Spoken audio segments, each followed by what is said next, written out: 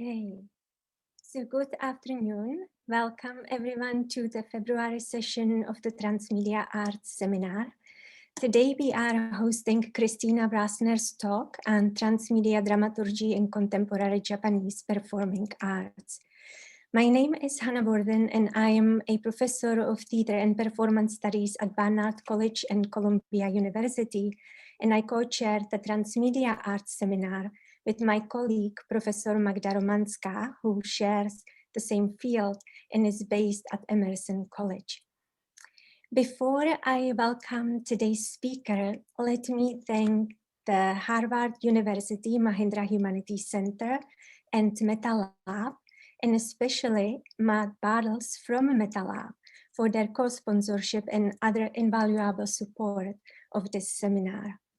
Let me also note how you can participate in the discussion that Magda will moderate after the talk. So during or after the talk, you can submit your questions via the Q&A function at the bottom of your screen. And if you prefer to interact via voice and image, that's also possible.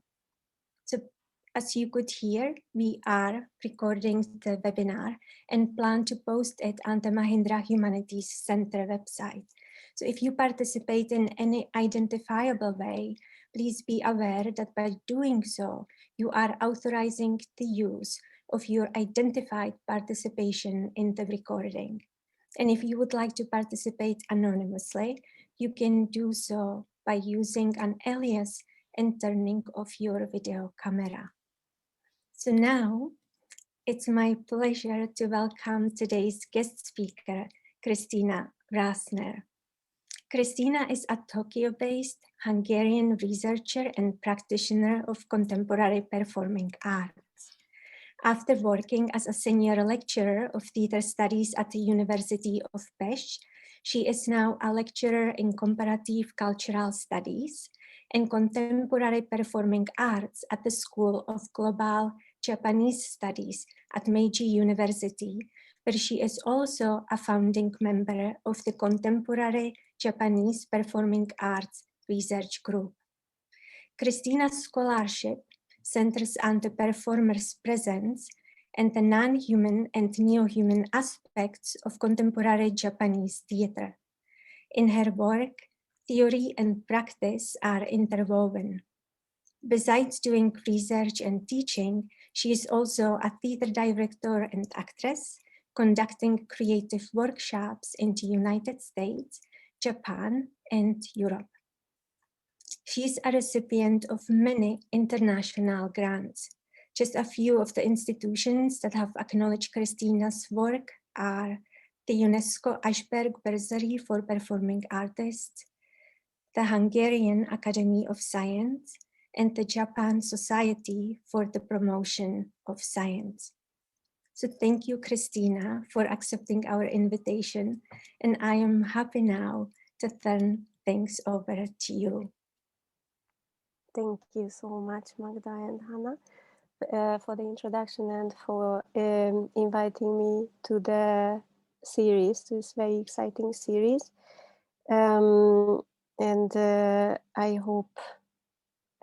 I hope I can share some of these exciting things that are happening in Japan right now in terms of transmedia and performing arts. So let me begin. So today I will have 3 parts for my presentation. I will start with some context and keywords just to have some sort of framework what we can think about when we are addressing these basic concepts of transmedia dramaturgy and with a Japan focus. And then I will move on to the bigger part of the presentation today, performing arts and transmedia with the Japan focus. And I decided to work with a rather wide focus for today's presentation in order to give a broad overview of the artistic practices and to introduce them, even if I risk being maybe too wide or too overwhelming with the examples. I will try to speed it up. Most of the materials are actually available online, so we can also go back to in the discussion, or you can find some of the material later on available. And at the end of my presentation, I will talk a bit about TeamLab and how their presence in the global and domestic visual arts scene actually influences the way transmedia and visual arts and performing arts are perceived, again, domestic and on a global scale as well. And I will keep, especially for the first part, context and keywords, I will keep referring to the previous presentations with Hannah and Joris and others. So I'm not gonna do all the foundation work by myself. So this is where I would start from the very various definitions available for transmedia. I decided to use the one by Jenkins. And he says transmedia is a structured relationship between different media platforms and practices. And he also mentions that it's actually different from cross-platform or multimedia in that sense that cross-platform is the same product through various delivery channels, while multimedia is a single app or website that might include video, audio, text, and simulations. And when we talk about transmedia, and this is something that Magda actually mentioned in her presentation in the beginning of this series, that one of the main aspects of transmedia is transmedia as project development or a set of project development tools. And again, an important representative is Breton, who talks a lot about transmedia storytelling. And he says it's a design philosophy, an umbrella term, a project and production development with an attempt to create a synergy between the content and a focus on an emotional participatory experience for the audience. And this is something that Breton is referring to. The whole is more satisfying than the sum of the parts, euphoria of collecting the pieces. And this is something that Jenkins also had mentioned in the beginning, that the audience, the experiences are distributed across platform, and the audience must actively work to assemble the pieces. So these are the framework for transmedia I would work for. And transmedia storytelling seems to be focusing on, again, storytelling, narrative, character, dramaturgy. And I will try to think about those terms. What if the narrative is fragmented? What if the characters are actually embodied in many, many different ways? And we have well, a Routledge Companion for Transmedia Studies that came out 2 years ago, and it's quite a chunky book, and it addresses quite a lot of diverse fields. And when we look at those definitions, we can say that it's decidedly in flux, it's decidedly a dynamic terminology that is used in the books. And one thing I found very interesting that in the book says, a quote, transmediality has since grown into a distinct subfield of scholarly investigation, one that relates to a range of studies across film, television, social media, gaming, marketing, literature, music, journalism, and beyond, end quote. And what I found very significant is that performing arts actually doesn't get mentioned per se. It actually just in the range of and beyond. And it sort of looks like it's missing from the range. So it means for me that there is some empty space for us to fill while thinking about how transmedia and performing arts are connected. And at this point, I thought it's very useful to keep in mind uh, not only the key terms of transmedia, but also the key terms of the new media dramaturgy by Eckers, Algren, and Scheer from 2017. And they look at performing and visual arts, contemporary performing and visual arts, from the keywords of projection, light, atmosphere, robots, experience design, and film and video. And because these fields are slightly interconnecting, transmedia and new media dramaturgy within the artwork, within the performing art pieces, I find it very interesting for further consideration what are exactly these interconnecting fields of transmedia dramaturgy, or TMG, and new media dramaturgy, NMD. And because Iris was last, in the previous presentation, Iris was talking about presence.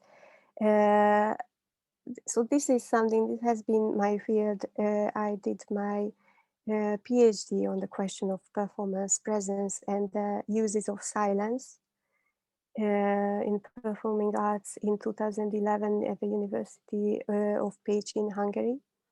And I work with the basic assumption that is mentioned by Cormac Power in his book Presence in Play, which is, he says, presence shouldn't be seen as something fixed which theater has or doesn't have, but as the subject of a constantly shifting interplay between theatrical signification and the context in which a performance takes place. And I do agree with his assumption that, quote, it is the very potential of theater to put presence into play that enables us to consider the importance of theater as an art form that can allow us to reflect upon and question the construction of reality in the contemporary world, end quote. But of course, presence, thinking about presence and presences in performing arts is really an unfinished business. So, but anyhow, I just need to mention it that this is again the theoretical framework I work with today. And now, still with the wider context, TMD, transmedia dramaturgy, and Japan. So when I think about Japan-specific concepts in relation to TMD, I intend to keep in mind the concept of transmedia location by Jenkins. What he says, it's up here, transmedia location, the context from which transmedia products emerge. And I do this in order to avoid reinforcing the way too many stereotypes of Japaneseness, that the Japanese art is like this or like this. So I will keep that transmedia location concept in mind. And I suggest we start from a very basic, somewhat existential question in general, the question of who's there. Because it's this very basic question allows us to consider two things already. One of them for the first part of the who, that when we talk about I or myself or the self, in Japanese, the Japanese language has more than 10 expressions for I to address the self. And it really depends on the situation, the gender of the speaker, and the social context or the communicative context that the interaction is taking place. So in that sense, when we are talking about, for example, VR and so on, I will come back to this later, the who is in the performance or who is talking or who is watching, who is participating, it's already a dynamically shifting concept between socially strictly defined forms. So that's something I find it important. And these all mean I, or me, or myself in different concept. And if we go back to this who is there basic question, the there for the addressing the other, how we talk about the other, organic or inorganic, living or not living. I find it very important for today to keep in mind this concept of techno-animism that builds upon the practices of animism um, from the Shinto religion that instills spiritual characteristics into elements, objects, things. And techno-animism is often embodied in the engineering design, um, and also it's infiltrated in the society, and it provides a means for technology to be integrated into the society. Um, and when we talk about the challenges of the non-human turn and the reconsideration of the object-subject relationship as a theoretical paradigm for performing arts studies, there is a shift from the notion of anthropocentric presence to a more flexible concept of multiple co-presences. And even though, of course, the animism is a very tempting link for humans to explain the emotional attachment to the non-human, I think it must be handled with really special care and caution. Um, but for now, when we talk about the attachment we can feel with robots or images, I think it's an interesting concept to keep in mind. And Allison um, uses the term techno-animism, saying it's a reconfiguring intimate attachment with cultural and technological commodities. Um, and I think Jensen Block paper about the contemporary Japanese techno presence. It's very interesting because they state that the concept of techno presence allows us to identify different modes of human, non-human cohabitation, thus infusing new energy into the analysis of non-modernities outside of the Euro-American orbit. And another thing still, before going into details, transmedia dramaturgy and Japan, two other specifics. One of them is the question of dramaturgy in Japan, in general, in a broader sense, which is partly conceptually, it's not or not necessarily within the context of Aristotelian dramaturgy. And on the other hand, in terms of dramaturgy as a profession or dramaturgy as a career, realistically, it is deeply interconnected to the Asian Dramaturgs Network. Yet, for example, in Japan right now, you cannot graduate as a dramaturg. You can graduate in performing arts or theater studies, but not as a dramaturg. This is something that would be interesting to see change maybe later on. And the other thing I would like to consider as a sort of starting context is that in the self-definition of Japanese performing arts, including No, Kabuki, avant-garde, or even Buto, there has been always a strong emphasis on physicality, the body of the performer, how the body and voice is trained to perform. And it goes all the way to the famous quote by the theater director Suzuki Tadashi, "The culture is the body." And this context is very important because it is not overburdened by the Cartesian body and mind division. And so when Tadashi Suzuki says the culture is the body, I find it very important to note that a body performing in a space is already a mediated event. It's already a mediated occasion. And as Eckersall says in the New Media dramaturgy book, quote, "The most intensely embodied experiences are often conveyed virtually, or to put it in another way, that media art provides a way to more fully experience an event at the level of the body. There is a mutual intensification." End quote.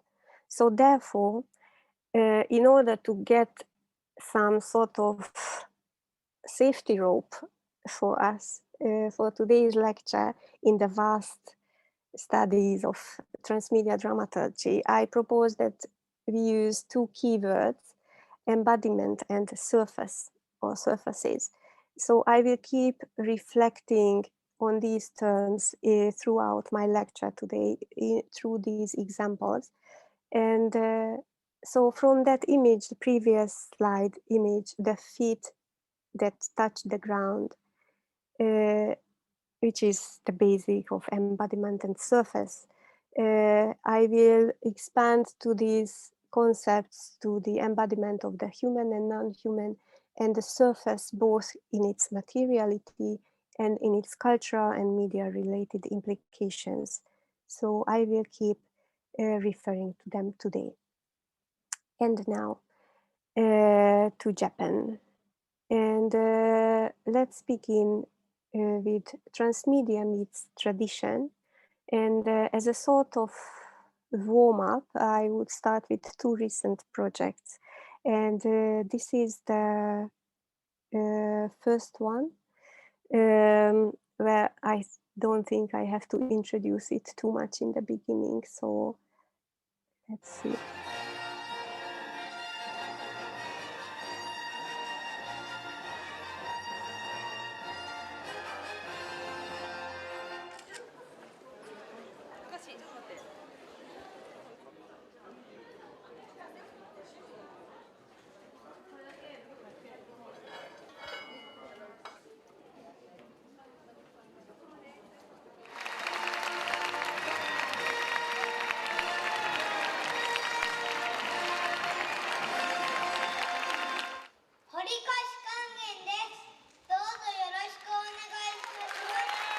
And maybe just one short scene.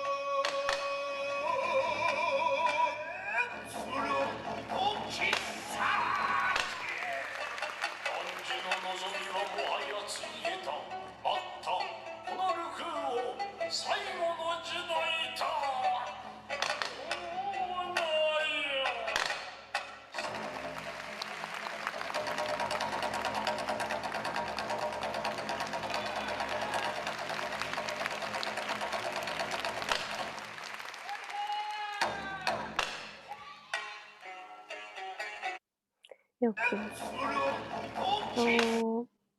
So this Star Wars Kabuki featuring Ichikawa Ebizo, I could have written here transmedia meets tradition. Instead, I could have written maybe media franchise meets media franchise, or transmedia fusion of worlds or something even more catchy. And this other project right here, reverse with the catchphrase reverse reality, is actually just it's just before launching. It's going to be a smartphone application called Int2 by Shochiku, a large corporation for movie studio, cinema chain, and the management company for kabuki. And this application is using augmented reality, quote, to bring kabuki performances to life wherever you may be at any given time, end quote. And this app would combine traditional performing arts kabuki with AR technology, transforming the viewer's surroundings, the stage for kabuki actor, which he would do a 6-minute performance, and you can, and with this volumetric 360 video technology, you can see him dancing on your coffee cup or wherever you want. And so these projects are actually rather ambitious in terms of aiming for a really, really wide audience. And they have certainly a strong institutional and financial support. They have a big budget to spend on these productions. And these initiatives are amongst the many traditional performances that have been challenged or forced to migrate to online platforms. And sort of they can be described as transmedia outreach programs with the explicit or implicit aim of making these forms attractive to the wider audience, including younger generations, and accessible in some form for the spectators who have to be absent from the theater due to the pandemic. So characters in search of an audience, it's a sort of a Pirandello moment, I would say. And of course, the question of transmedia for traditional Japanese performing arts has way much more to offer than just streaming videos on YouTube.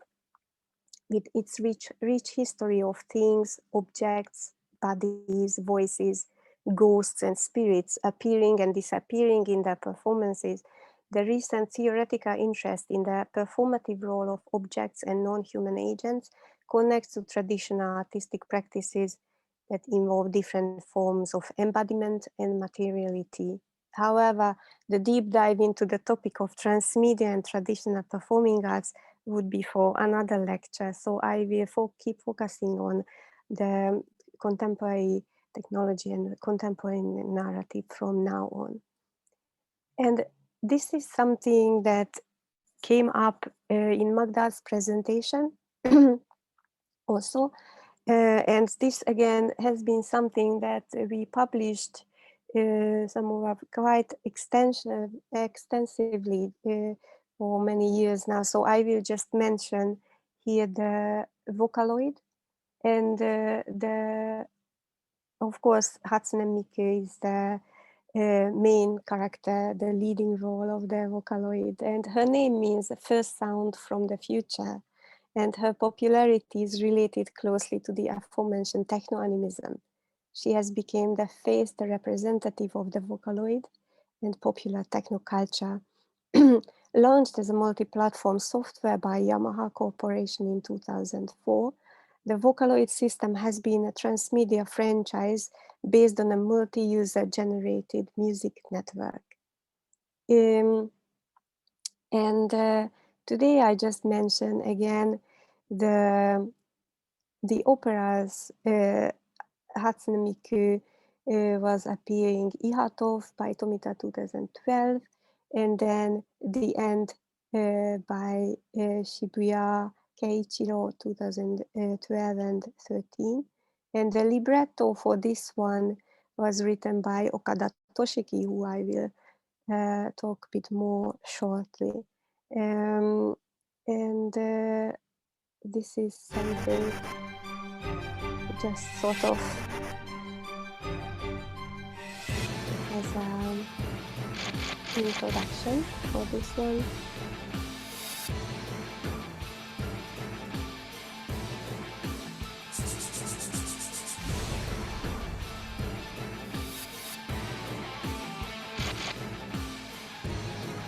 So what we got here is a very well constructed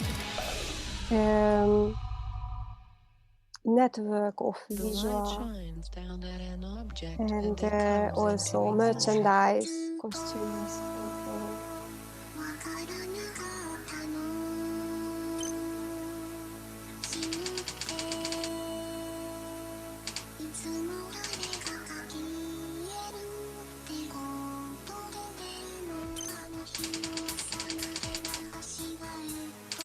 okay, so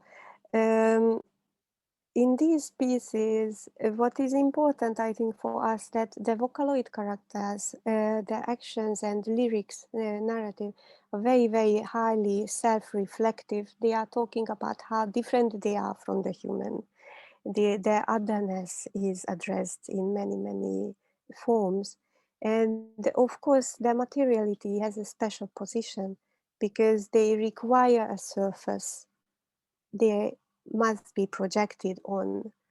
Um, so their bodies are actually projected two-dimensional images. And again, when we talk about embodiment, we need to talk about the materiality of the embodiment. And if we talk about embodiment again in Japanese performing arts, this is what comes to mind: robots, of course. And again, this is something that we have been researching widely. This is one of the more well-known forms of contemporary Japanese theater on a global stage. So today I will just really briefly mention that, of course, Japan has to deal with the social issues mainly related to the rapidly decreasing and aging population. And in this situation, the everyday presence of service robots is increasing, and companies need to find a way uh, to introduce the robots through creating a friendly image of the human-robot interaction, emphasizing the advantages of having a robot companion in one's life, and trying to eliminate the unease and the fear connected to the humanoid robots. And so in Japan, the development of humanoid robots and the integration into human society has been in the forefront of research for decades. And it's an important part of this semi-official self-narrative of the cool Japan. And Mari Boyd, in her recent book on Japanese performing arts and objects, she gives a very detailed account of the timeline, both of the government funding and the robot theater projects. So her book will be in the references later. And so one of the characteristics, these are the two more well-known, Sayonara, featuring Brian Lee Long, and the Metamorphosis Android version, that again, in these performances by Hirata Oriza, the lines of the robots are very self-reflecting. They are talking about how they are different from human, how are similar to human. And Hirata's collaboration with the robotics engineer Ishiguro Hiroshi comes from a very anthropocentric position. They try to look for what a human is. So they look at the robot to know more about the human. And well, the word robot by Čapek is celebrating its 100th anniversary. So this might be a good moment to look back again at the robots. And Hirata's first robot theater performances already premiered 12 years ago. And a lot has happened in the field since then. So looking at these performances now, it's a bit feels like watching documents of the pioneering futurism. They seem to be reminders of a past future. And since then, a lot has happened, and they have become these performances reference points for not only for performing arts, but also scientific community here in Japan as well.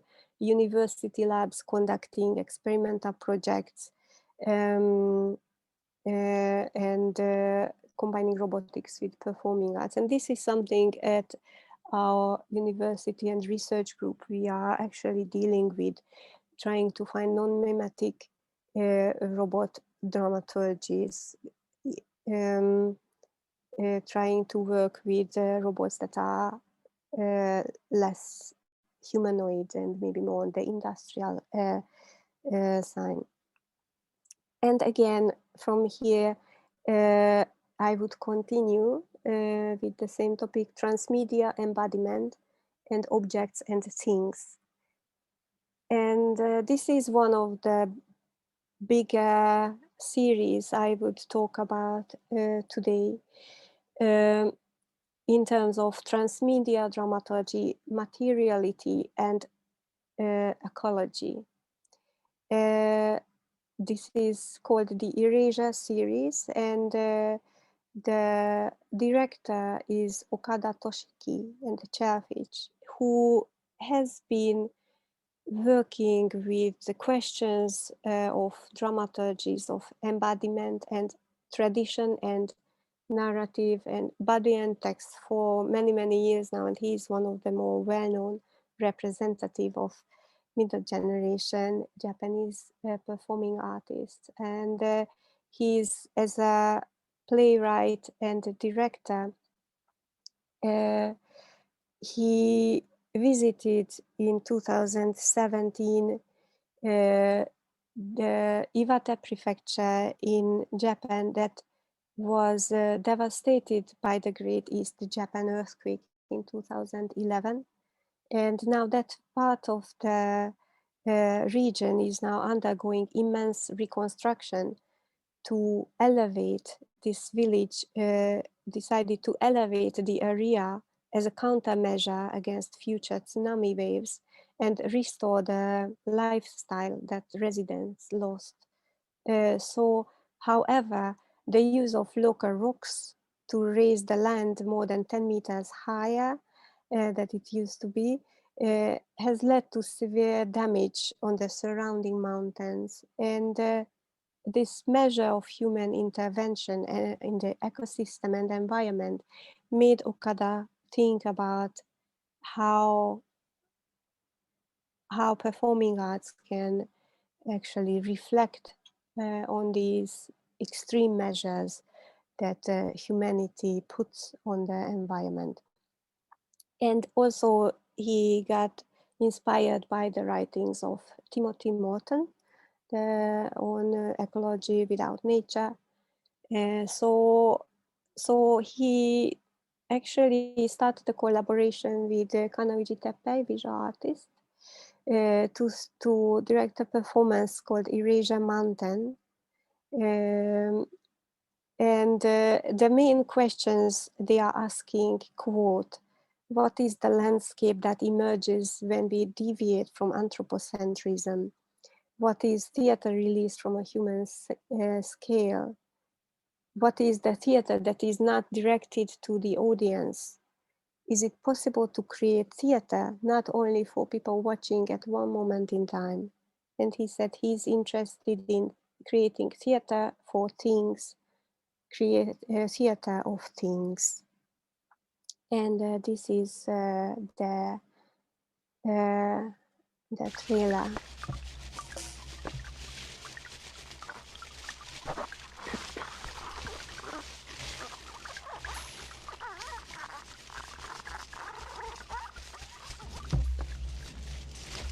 その時のことがとても残ってる。私の中に。なんでそんな見てくんだろうなみたいな、なかなかそこまでこうまじまじっていうかじろじろ知らない人からこうガンガン見られることってそんなによくあることじゃないじゃないですか。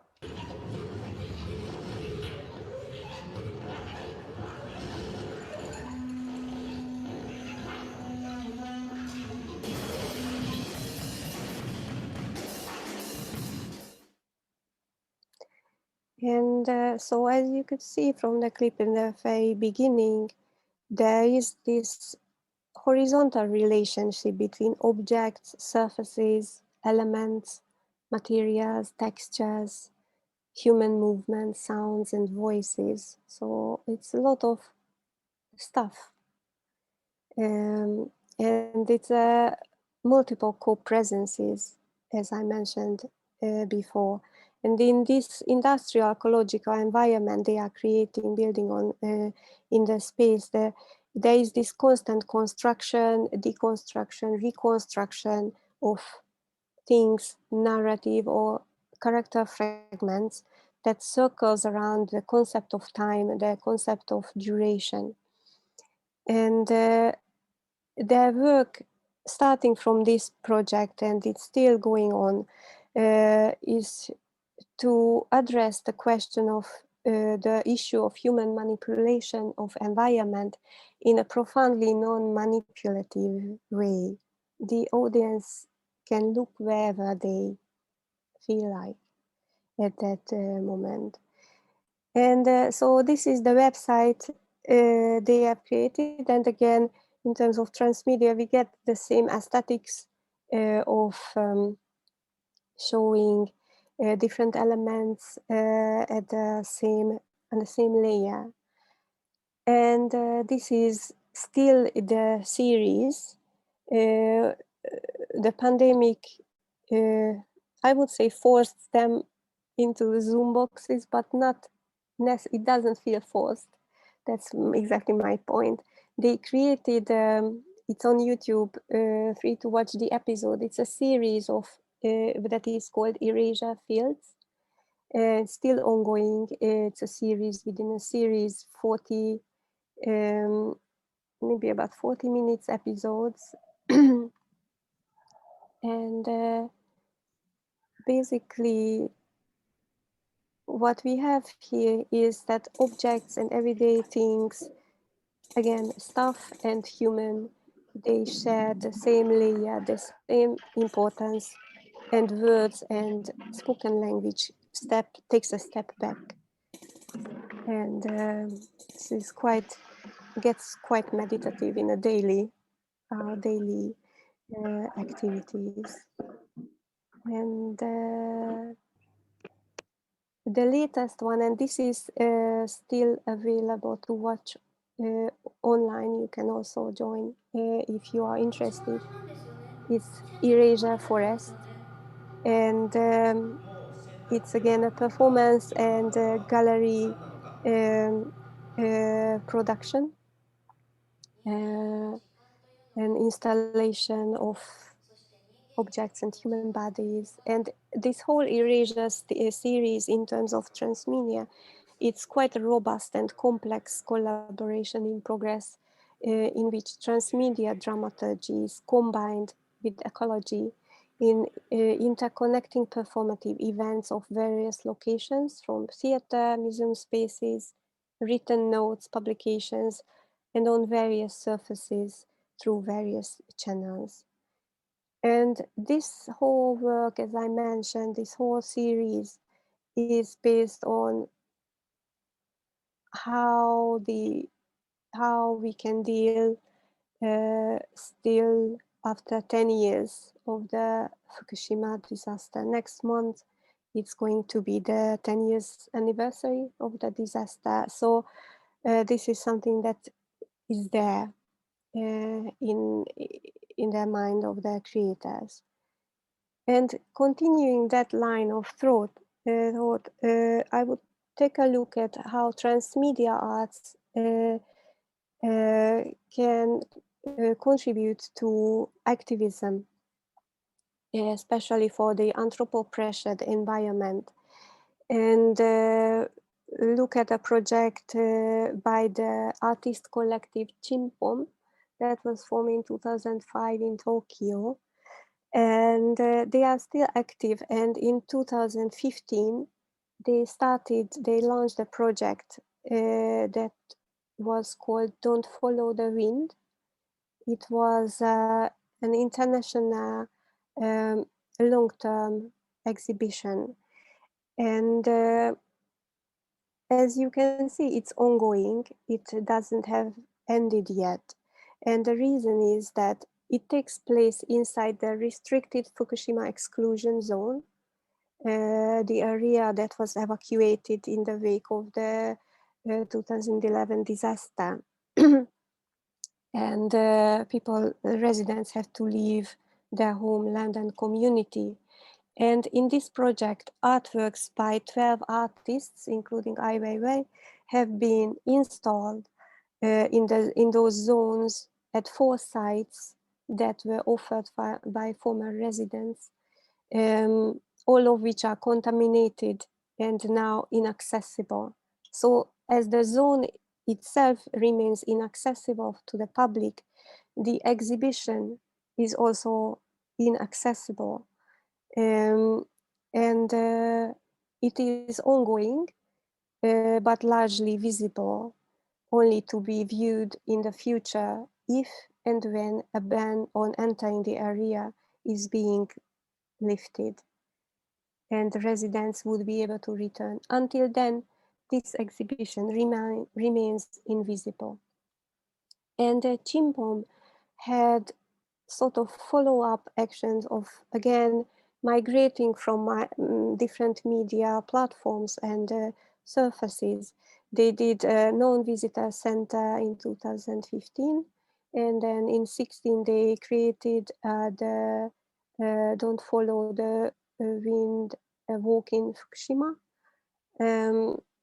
That had also 360-degree video and product and objects from Fukushima in a setting that resembled of a cafe that was in Sydney. And if you visit the website, and that's my main point maybe, that if you visit the website, Don't Follow the Wind info, you get a blank, something like this, a blank space that only has an audio loop. So the visual is very bare, very minimal, and the audio loop keeps telling the story of the exhibition in a very, again, minimalistic view. So again, to reflect on the beginning of transmedia definitions, this is where the audience needs to put together the pieces and again reflects on location, dislocation, placement of objects, and the duration. And also it invokes the concept of digital ghost dramaturgies as Kyoko Iwaki uses the term recently. And again, this is invisible embodiment of an object and an audience who is supposed to, but is unable to collect or access the pieces. And still in the range of transmedia as a tool for social interaction, not necessary for like hardcore activism, but to facilitate discussion, facilitate social change, to transpire to the social surface. I think it's important to mention Takayama Akira. I was actually thinking which work I should include because he has been working for a long time with various media formats, and he has no problems of shifting between them. So his work is really highly interesting in that sense. I picked just shortly his late project, J Art Call Center, because this was a project in 2019 as an artistic response and practical artistic response to achieve reopening of the exhibition that was called After the Freedom of Expression at the Aichi Triennale. And this exhibition had to go, maybe that was also in the news at that time, because they got threatening phone calls about one of the sculpture, the Statue of Peace by a Korean artist that was inspired by the comfort women concept, and a very important and disregarded point of history between Japan and Korea. And so his project was basically a real call center with landline, old school sort of landline phones. So it was back to the analog, but it was more than that, because these landlines were open. Residents or anyone could actually call in and complain, share concerns, or just pure complain.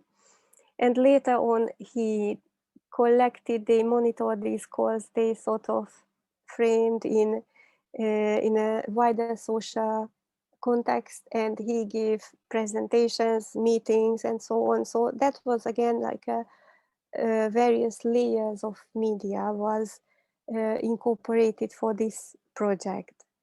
And using this analog technique in the realm of digital was also quite important, I think. And this is something, this one, I'm not going into details, but not because it's not interesting, but because Yuri's in the previous lecture, in this Mahindra Transmedia seminar, Yuris gave this very interesting lecture about VR and presence. So here I just mentioned that these two projects are actually using the same technology and experiment with transmedia storytelling and embodied audience experience by Niva Gekidan Penino and the director Tanino Kuro. And this is the project from last year called Dark Master. It used the Oculus, the audience, and it's about basically a solitary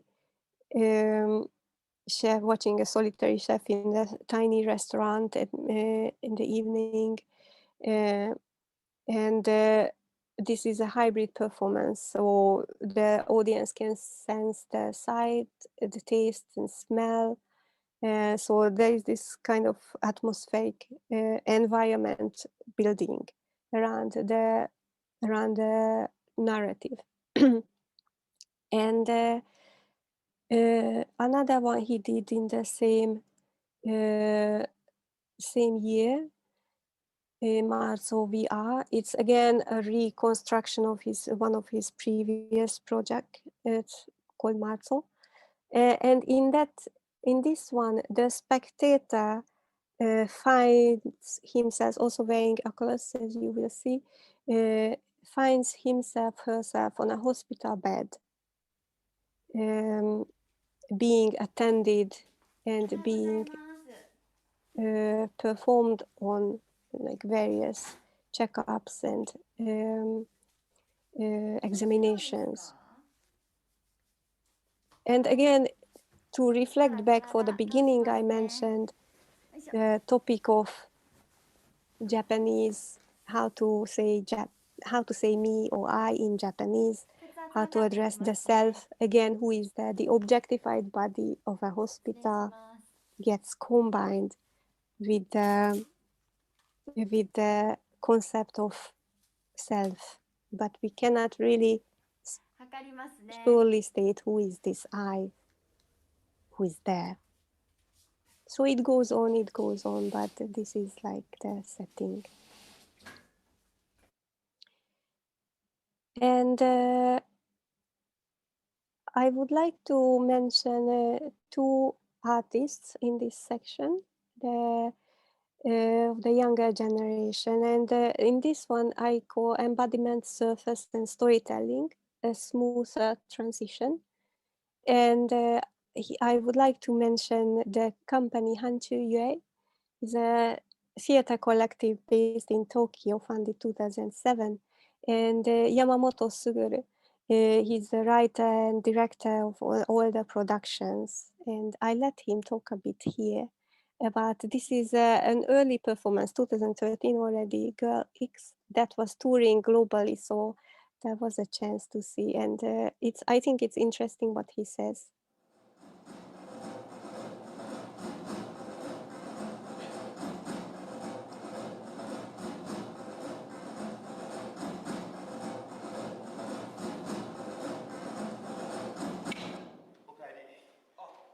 こんにちは。幼女 X の作演出の山本卓です。2013年の東京新宿が舞台となっています。その架空の事件、新宿幼女強姦殺害事件という架空の事件をですねが起こるような、新宿御苑、プラタナスの並木が広がるフランス式庭園のベンチに座って敵が現れるのを待っている。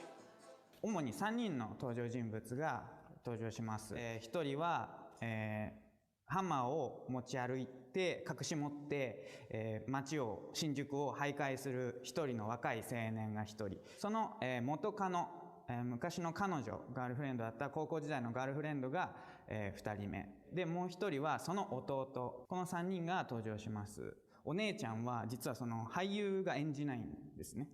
俳優を演じずに、じゃあ何が演じるかというと、プロジェクターの文字、プロジェクションから投影される文字がどんどんこうセリフのようにこう出てくるんですね。で、その中でその3人がコミュニケーションをしていくっていうような感じになっていて、テクノロジーとアナログな人間とっていうののこのコミュニケーションというかですね。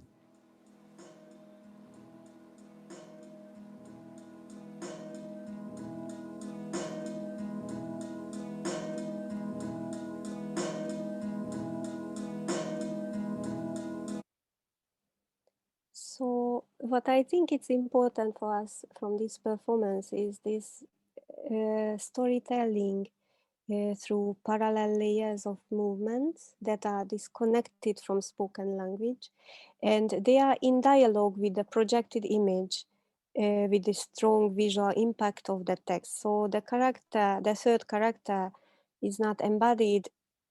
She appears only through the words projected on the screen. And it's important again that when we talk embodiment and surface, the actors are not interacting with the surface in its materiality.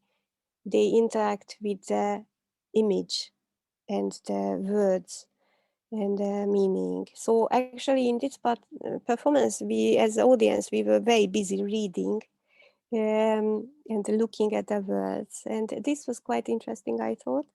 And the reason I include his work is his response to the pandemic situation. Instead of frustration, he emphasizes the possibilities to explore the medium further. And he says, I understand that the true joy of live events, but I think the times have been changing day by day, and the Japanese theater world has a weak sense of crisis when it comes to catching up with the times. In many ways, it's still very conservative. Theater has no definition. If someone calls something theater, then it will be theater. And then he says, theater began in the fields and other open spaces. So why can't we just have theater watched on a screen via an online platform? And he made this very smooth transition, moving from stage to online presence, and partly because he's been working with the Surface quite a while. And he launched his new series called Theater on the Other Side. And there are many projects up on YouTube now. And one of them I included here, it's called Silent Journey. I just, it's a silent video of 8 minutes. And what is going on is basically a silent flow of words. It is very tempting to speak over this clip because it's silent, but I should give silence a chance, just a little bit, to look at this flow.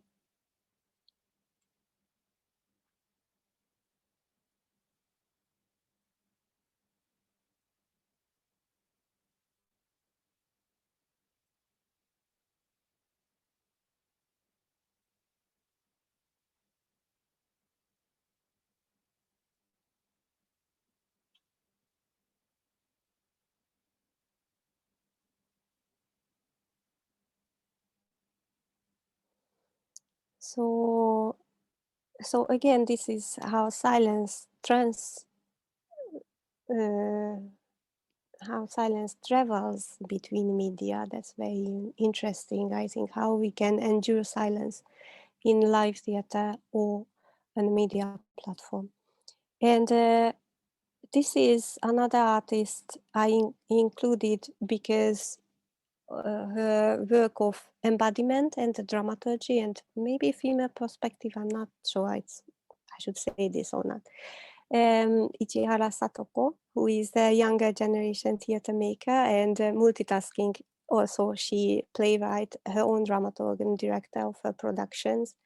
And it's not necessarily the transmedia part I decided to include her, but mainly for the dramaturg aspect, how she integrates rethinking classics of Euripides, Madame Butterfly, and incorporate contemporary social commonplaces to create disturbing high energy, visually, conceptually complex works.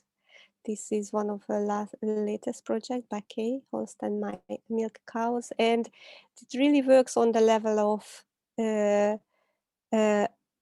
human and animal distinction connection.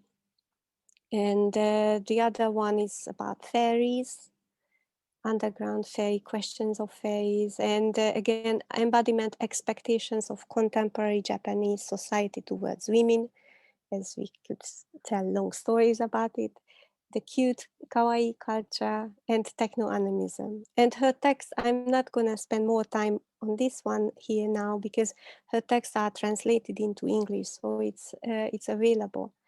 So after all these embodiments I have been talking about, let's go a bit, back to the question of screen in this last part of my presentation, the dramaturgy of the projected image.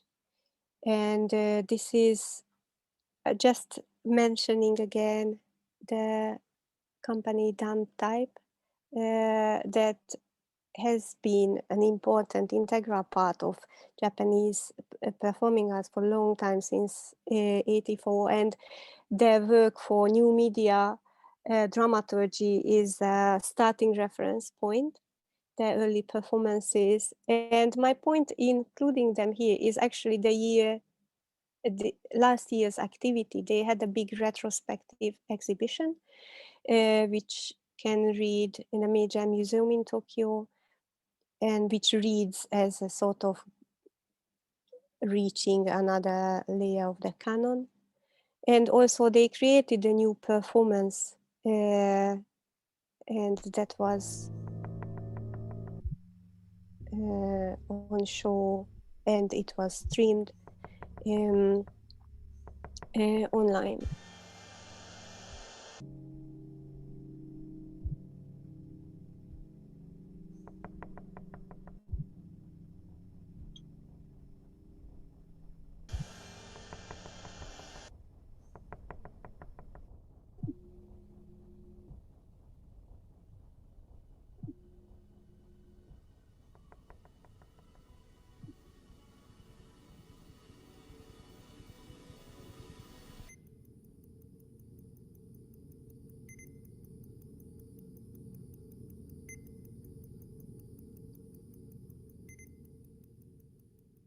And of course, dump type has been analyzed from many perspectives, and one of them is projection as dramaturgy, and theater as a screen space, as it appears in the new media dramaturgy by Eckersall. And what I find important in terms of transmedia dramaturgy, that the artwork, the pieces of the artwork is transferable. It travels from medium to medium, creating a sort of puzzle, creating a sort of chain where we put together these pieces as an audience that we follow the art. And so with this part, I would conclude the performing art parts and just spend a bit of a time with more layers of surface. and the transmedia experience design, the cutting edge technology and visual immersion in a flow of digital images, which is the focus of Tokyo-based creator group TeamLab. And they have been creating installations since 2001, so they are already like celebrating their 20th anniversary. And they use these interconnected microworlds of separate spaces. And the experience is designed to make visitors feel as though they are entering mini wonder worlds or playful environments. And of course, these elements of visitor immersion or projection or like being surrounded by animated images, it's not pioneering at all. What makes it interesting is the special blend of motifs, visual motifs and visual design that makes them an easily recognizable visual experience and a very popular global brand with quite significant commercial success. And they opened their museum in 2018. And just a bit.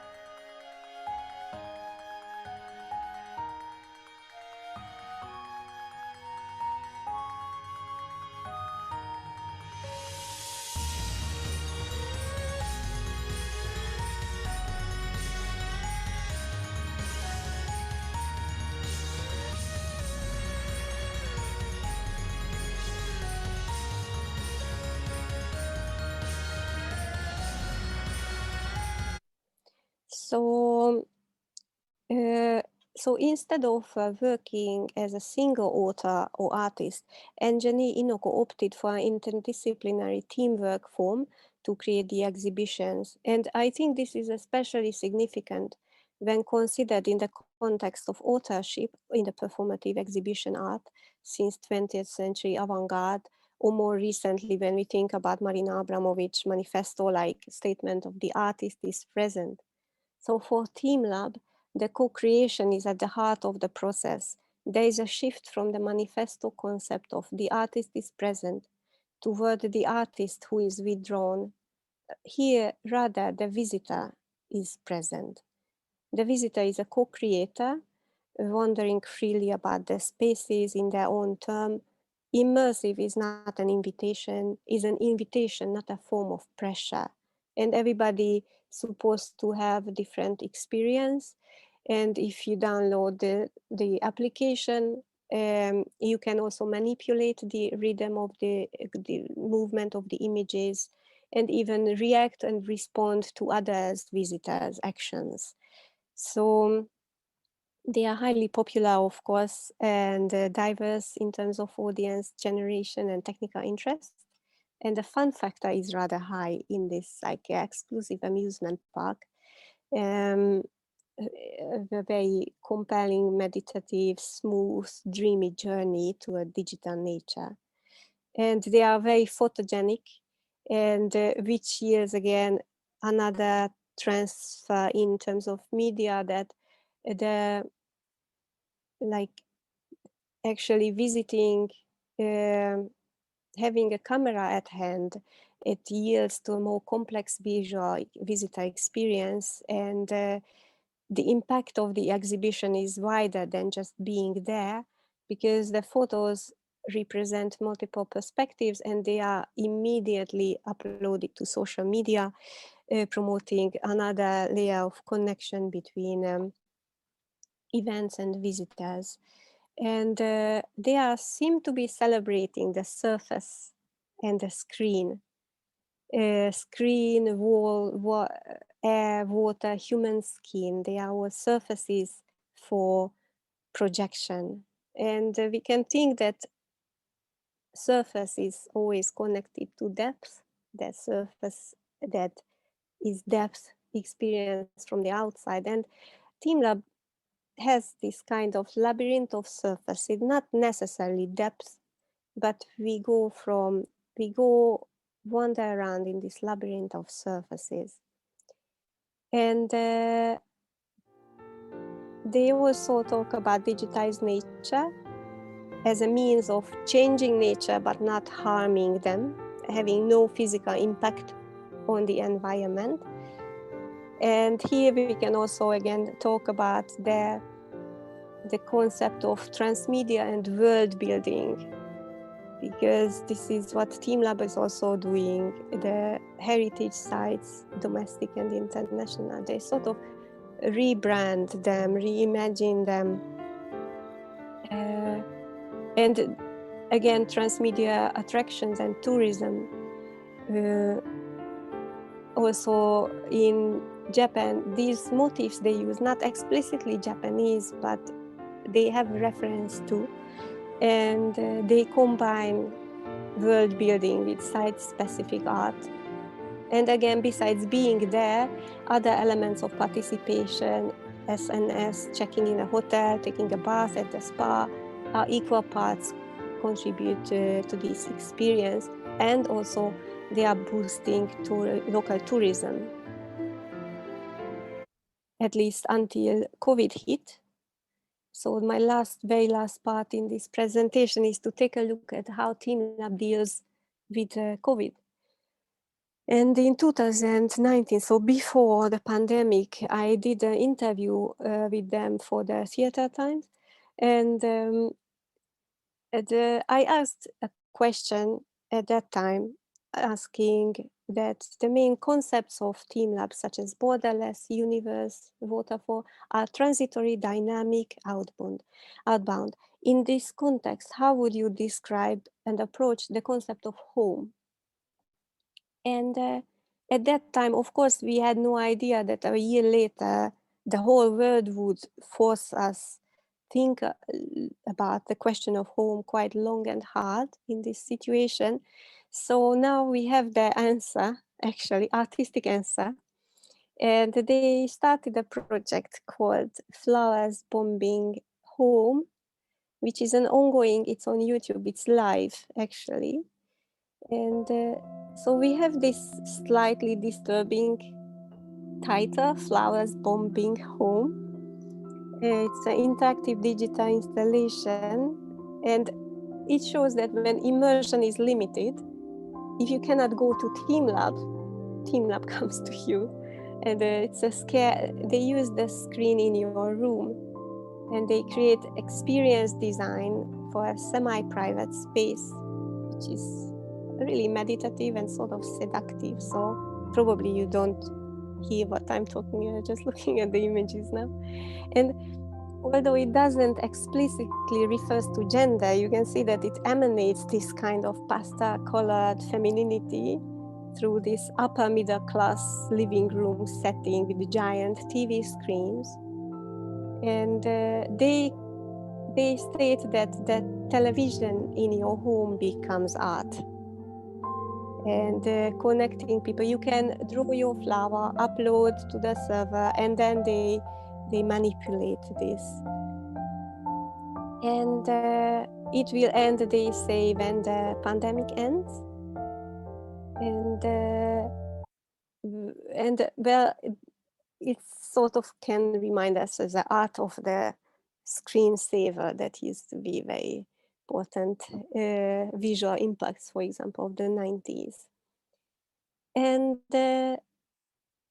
again, finally, this is my final example for today.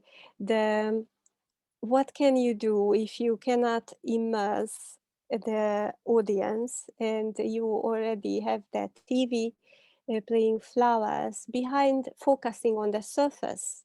TeamLab also came up with this project.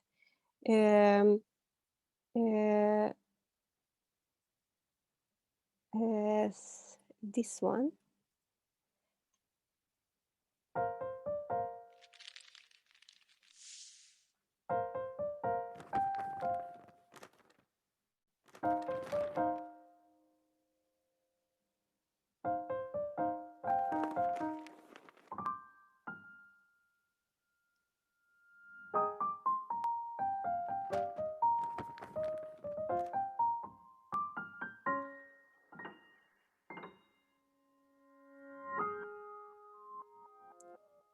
So this is really back to basics, I would think. The raw materiality of the object with the culturally loaded concept of a rice and a recycled material, with the visual minimalism but very careful branding of the Team Lab folding rice bag, and the object localization, it's slightly different depending on location, and this very basic building from these giant spaces, going back to basics with a pocket size carryable object. I think it's quite significant. And so instead of conclusion, I just want to sort of register where we are in the moment. 10 years after the Fukushima disaster, we still don't know if the Olympic Games is happening, which could be one of the biggest transmedia projects of the year, especially the opening closing ceremony. And we have this memory of topographies, and we learned quite a lot this year, I suppose, about embodiment and surface in our telepresence life this year or last year. So we don't know exactly where we are going with this, but I just wanted to share how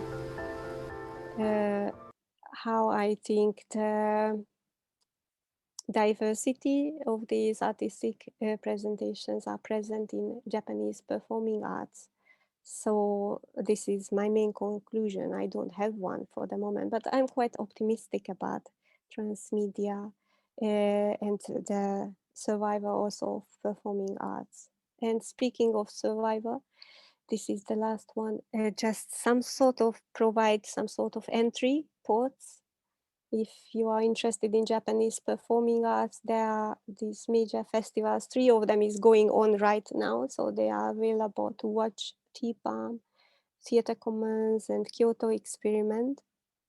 So these are mainly accessible for non-Japanese speakers. So this is really good place to start, I would think. And these are the references for today. And with that, thank you so much for your attention. Thank you so much, Tina, for this wonderful presentation. And we're going to have... You're mute. I can't hear you. Hello? I think, can you hear me now? I can actually, Magda, hear you. Yeah, okay. I wanted to thank you, Tina, for the presentation. And sure. Can you hear me, Hannah, or no? Yes, I can hear you, but I think Tina might I cannot be able to hear. something with mine. Hannah, something is going on. You can I hear just- me? Can you hear me, Tina? No, No. wait.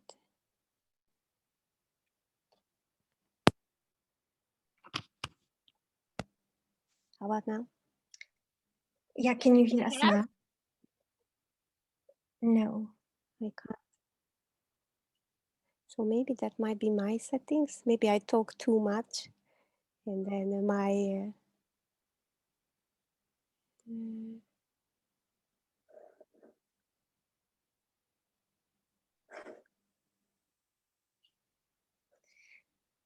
I don't know. Can you I still can't hear anyone. That's so lonely. I'm sorry. Let me see. What shall I do? Should we hold on, let me just see. Yeah, let me see. People can hear us. Maybe they can type the questions in the chat. Can you hear us now? Yeah, I can. Can you hear us? We can. We're hearing you a little bit less clearly, so maybe you can just get closer to the speaker. I mean, and to the. Are we good? All right, very good. Thank you so much for this wonderful presentation about different trends and different transmedia trends in Japanese culture and theater right now. We have quite a few participants, and perhaps people have questions I would like to ask you about your work and about other examples or the examples which you discussed and the approach that you have taken in thinking about this transmedia works in theoretical context. Do we have any questions from the participants? Yes, so we have one comment in chat. It's from Carol Sorgenfrei, and it's about Girl X. And Carol writes, I find it significant that Girl X is not only unnamed, and women are the victims of murder/rape, but that she is totally erased from the production and exists only as text. So would you like Tina to respond to Carol's comment? Yeah, thanks, Carol, for joining. And yes, I do agree with your comment. The performance is actually more. The performance actually enhances this problem instead of underlining. What he does is that the story, the narrative itself, indeed, is about all this kind of violent action toward the unnamed girl. But eventually, the performance, if you watch the whole performance, the screen takes over. So the actor sort of disappears, and all the text and all the storyline migrates towards the girl, who actually, so he's not that invisible in that sense and not so exploited in that sense. But overall, yes, there is this image of the unnamed woman who doesn't even appear. But eventually it turns around, and the story turns around to give way more power to that line of the story. So the director plays with this kind of stereotypes that also, again, for Japanese society, of the women who are there but not so presented on a bigger scale. But so the story, even though in this segment we couldn't see clearly, the changes afterwards, shifts, so transforms back to that. Thank you, Tina. If people have questions, they can type them in Q&A, or they can type them in chat. Or if you would like to speak up, you can also raise your hand, and we can unmute you. Anybody else want to add something?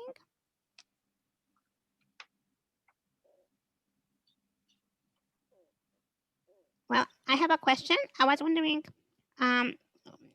you were thinking that the COVID had a big impact on many of these artists, and many of them, because they were already working with the surface, were kind of easily transferable. The work was easily transferable to the screen, to the Zoom room, so to speak, or to different forms of projections. Do you anticipate that pandemic will leave a kind of a lasting trace on those practices, and the surface will become a predominant mode of storytelling in Japanese theater?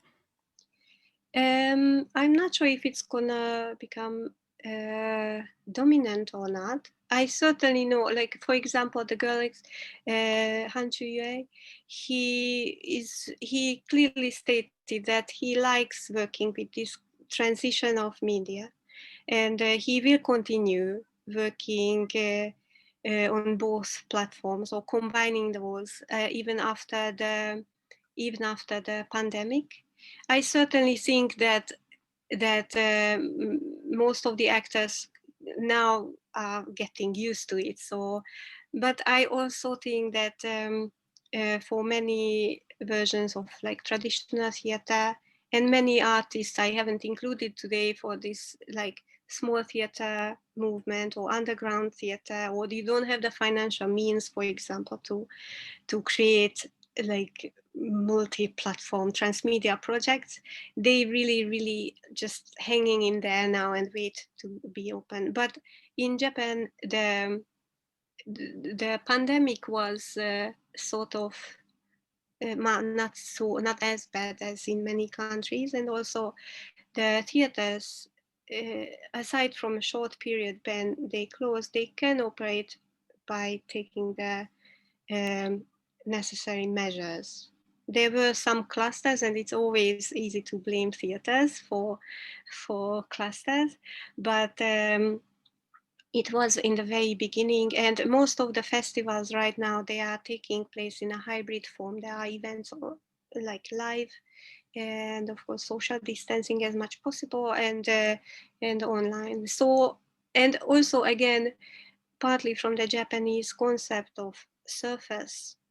Surface is not necessarily and screen is not necessarily a how can I say, a demon of live theater. It's something that they can work with. So I do think that, and we are in this very special situation right now, I think, where the audience is actually more visually trained. Our eye as audience is much more visually trained than the creative side. We need to catch up. If we are theater makers, then we really need to catch up how to convey the same message, the same concept, same idea, because viewers, we are more trained. So I think it's gonna be on for a while, and some of the artists will certainly continue, and it can get like very inspiring, I think. Cara Turner has a question. Have you found that there are any theatrical power structures, example, single writer, director, and device group or work crowded piece, that work well or do not work in the creation of transmedia? It seems that many pieces seem devised in nature, and with such great investment in these projects, it seems that there would be a great pressure for them to be successful. It is, and there are, of course, theater performances and also installations that are created for gallery view that they just certainly do not work very well on screen. And even if we talk about visibility, how you can see, if we don't have, and what I mentioned in the beginning, that my previous research topic was question of silence.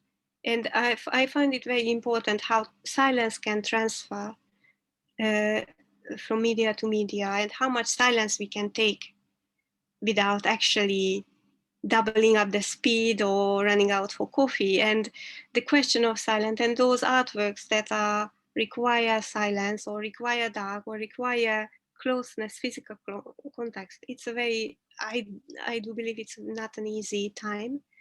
But they will be able to return probably, so they can continue their own work if that's the work they want to focus on. All right, thank you so much. Do we have any other questions or comments that people want to bring in the conversation? I would like to ask a question, and it's about theater and the other side, and the silent flow of words. I mean, it seems to me very interesting that it puts pressure on translation and translatability. Like it does, and his work also, but most of the Japanese, but also even if we talk about our own, like Hungary or Poland or anything, translatability is key. And so it is for Japanese performing arts, and we are very lucky to have some of the translators who work really hard, like Mari Boyd or Aya Ogawa, translating things into English constantly and very fast. And for example, at the Girl X, the previous work, it's also, the Japanese only have, of course, the kanji on the screen, and the international version has the kanji and the English. So it's visually very active in that sense. And for the silent piece, yes, it's you can't really do subtitles. I was thinking about the same thing, like, okay, well, now what? Because you cannot really add subtitles without visually disrupting. Or he could do it, the whole thing, in English, which is, well, it's not the same thing. So yeah, so yes, totally, I agree. Translatability is key in that sense. It's a new one, so I don't know exactly if he has a plan to make it more, or he has his own like domestic audience or Japanese speaker audience, but it could be interesting to see the story unfolding in a language we understand. But it gets more like even more visual. It's 8 minutes, so it's worth watching, and it's totally silent. So, but yeah, what if we don't know what's going on? What we see the visual impact of the flow of the signs, basically. Right, Yeah. and it then raises the question whether this piece is asking us to develop a different form or a variety of translation. But what does it maybe perhaps desire? Right? And Yeah, it's certainly a good challenge to focus on the visuality of the translation. And how you transpire the concept of these work, and that piece is full of actually sort of verbal jokes, of not jokes, I don't know, like this kind of, the sense of humor partly comes from having a different, shifting the meaning of the word, of the kanji, shifting the appearance with the same vocal auditor impact. So certainly big part of this is probably doesn't translate very well. Some part of this piece would be lost in translation, but yeah. Since you say now would be last, I am then immediately thinking, so what if one would develop own piece that would respond to this piece as a way of translating it, which could then continue this work? Yeah, that would be quite a fascinating dialogue, I think. Yeah, for sure. Again, visually, and also the platform. It's on YouTube, so it's basically an open stream. Anyone can contribute in it. And I checked; they don't provide any kind of translation of the text itself. So because, as you say, it's not about the text by itself, but also this whole piece combined around this silent journey of visual, of the reading, basically. But so that could be a really fascinating collaboration, I would think. Yeah, I would love to see it. I'm not sure I would do it, but I would love to see it if somebody does. It's a very interesting one. Okay, thank you. Thank you. Thank you. All right. And thank you so much, Tina, and thank you to our participants, and a special thanks to Mahindra Humanities Center and to Harvard MetaLab for hosting us and for hosting the seminar series and today's lecture and co-sponsoring it. We invite you for the next one. Lawrence Witzke is going to be talking about aesthetics of video games, and I hope you can also make it. This lecture will be soon posted online, and so you can go check it out. It's going to take us a while to process it, but it will be eventually available for everyone. All right. Thank you so much, everybody. Do we have someone else want to ask a question? Hold on, let me see.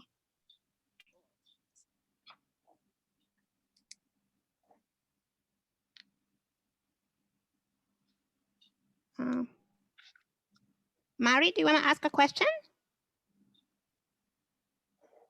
Mari, are you there?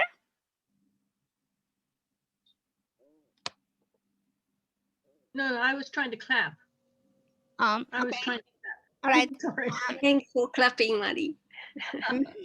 Alexis, do you wanna ask hold on, let me see. Do you wanna ask a question, Alexis?